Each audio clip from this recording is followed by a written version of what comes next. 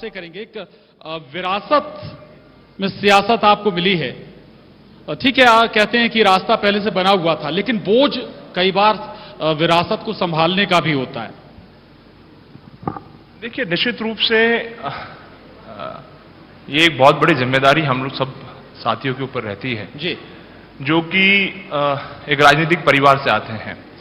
और जब राजनीतिक परिवार से आप आते हो तो आपके ऊपर जिम्मेदारियां और आपके लोगों की जो उनके एक्सपेक्टेशंस जो आप कहेंगे उसको, वो एक्सपेक्टेशंस बहुत बढ़ जाती है। और इसलिए हम लोगों को जो है अपनी एक्सपेक्टेशंस, उनकी लोगों की एक्सपेक्टेशंस पूरी करने के लिए, और कहीं ना कहीं स्वाभाविक सी बात होती है कि एक बेटे की तुलना उसके पिता से होती है, स्वाभाविक सी बात है, मानव स्वभाव है। और हमारी भी तुलना जो है कहीं ना कहीं हमारे पिताजी से होती है। तो इन सब जिम्मेदारियों की, इन सारी एक्सपेक्टेशंस को पूरा करना कहीं ना कहीं जो है एक चुनौती हम सब साथियों को रहती है। ठीक।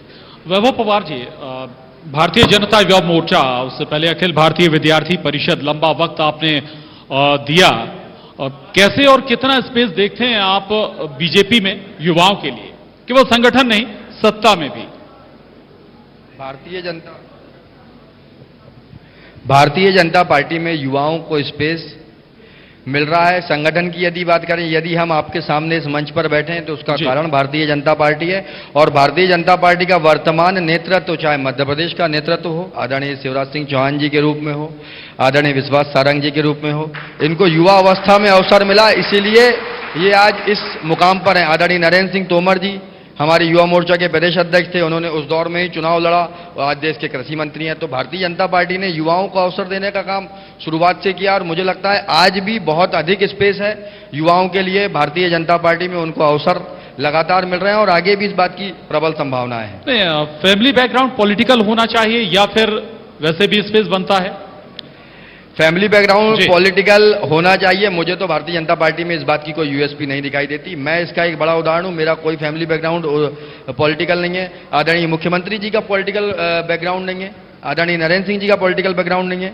एक लंबी फहरिस्त है इस बात की, जिनका हमारे राष्ट्रीय अध्यक्ष ही हैं युवा मोर्चा के तेजस्वी सूर्या जी, जो 29 वर्ष की उम्र में राष्ट्रीय अध्यक्ष बने युवा मोर्चा के पूरे देश के, और उनका कोई पॉलिटिकल बैकग्राउंड नहीं है। जो छात्र राजनीति का हिस्सा रहे, अच्छे वकील हैं, उसके बाद युवा मोर्चा के कार्यकर्ता रहे और अब हमारे राष्ट्रीय अध्यक्ष हैं। जी, ठीक है। परिवारवाद पर थोड़ी सी बात करूंगा, और युवा भी इससे जाहिर है प्रभावित होते हैं।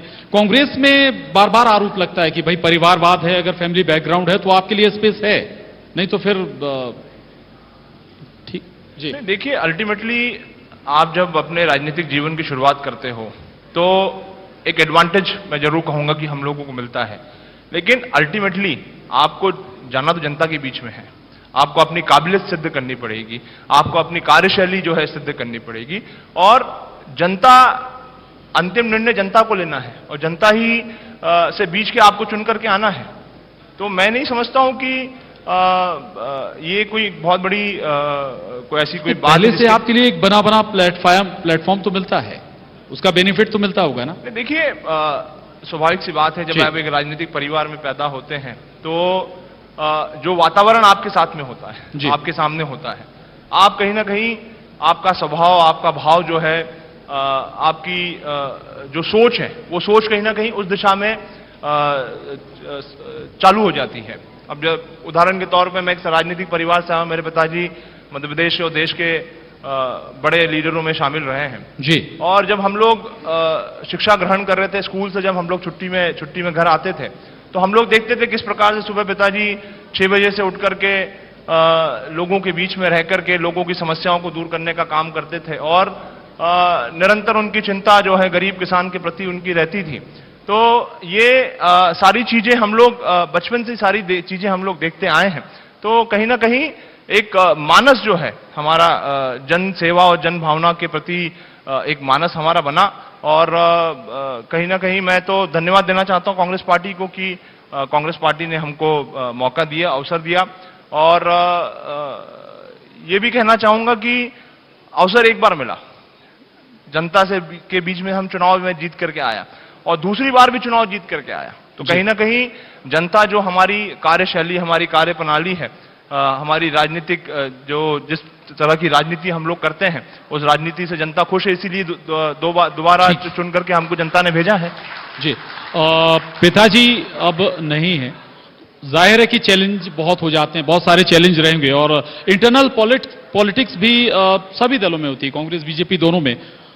बड़े भाई को आपको लोकसभा का टिकट मिलने वाला था, कहा यह गया कि इंटरनल पॉलिटिक्स हो गई, टिकट कट गया, किसी और को दे दिया गया। आप ज्यादा बेहतर बताएंगे, हुआ क्या?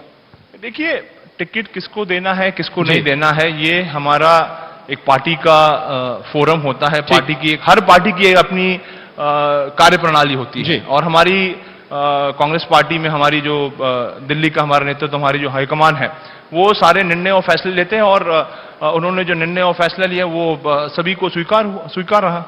ठीक है वैभव जी, परिवारवाद का जिक्र आप कर रहे थे, आपने कई उदाहरण भी दिए। अभी निकाय चुनाव हुए हैं हाल ही में, पार्षद से लेकर मेयर सीट तक के लिए ऐसे चेहरों को चुना गया जो किसी ना किसी पॉलिटिकल बैकग्राउंड, पॉलिटिकल फैमिली से ताल्लुक रखते थे। ऐसा किसी एक दो स्थानों में हुआ होगा, जो लोग राजनीतिक क्षेत्र में काम करते हैं, जो पार्षद चुनकर आए होंगे, लेकिन अधिकांश स्थानों में ऐसा नहीं हुआ। यदि पार्षदों की बात करें तो पूरे मध्य प्रदेश में भारतीय जनता पार्टी के 2000 पार्षद जीते हैं और कांग्रेस के 1000 पार्षद जीते हैं। बड़े बहुमत के साथ भारतीय जनता पार्टी इस नगरीय निकाय चुनाव में केवल जीत क्या है, इस बात को सिद्ध कर देगा कि भाई आपने किसी पॉलिटिकल फैमिली के व्यक्ति को स्पेस नहीं दिया या टिकट नहीं दिया। भाई ऐसा तो मुझे आपके पास कोई उदाहरण हो तो बताएं, ऐसा मेरे ध्यान में कहीं उदाहरण नहीं आता। यदि हम भोपाल नगर निगम की बात करें तो यहाँ एक सामान्य कार्यकर्ता को अवसर दिया, वो यहाँ महापौर बनी। इंदौर की बात करें तो पुष्पमित्र भार्गव जी को अवसर दिया गया, वो महापौर बने। जबलपुर में संघ के कार्यकर्ताओं को अवसर दिया गया, वो चुनाव हम डिफीट कर गए। इसके अलावा ग्वालियर में जो सुमन शर्मा जी लंबे समय से भारतीय जनता पार्टी की कार्यकर्ता थी, उनको टिकट दिया गया। पूरा का पूरा आप पूरे के 16 नगर निगमों की बात बताएं, किसी भी परिवार के किसी व्यक्ति को टिकट दिया गया हो, मुझे तो ऐसा कोई उदाहरण मिलता नहीं। ठीक है, ठीक है। चलिए, तो सवाल आखिर कितना स्पेस है युवाओं के लिए कांग्रेस में? अब देखिए, आप देखेंगे कांग्रेस पार्टी में हमेशा जो युवा चेहरे होते हैं, युवा नेतृत्व होता है, उसको हमेशा प्रोत्साहित करने का काम किया गया, उसको हमेशा आगे बढ़ाने का काम किया गया।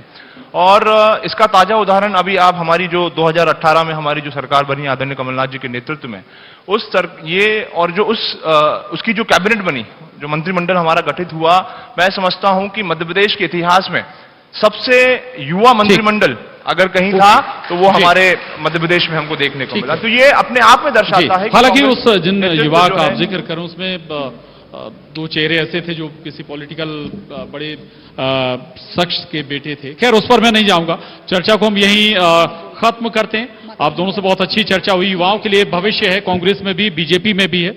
बहुत शुक्रिया, बहुत धन्यवाद आपका वैभव जी, आपका भी सचिन जी। बहुत शुक्रिया हमारे खास मेहमानों का चर्चा में हिस्सा लेने के लिए।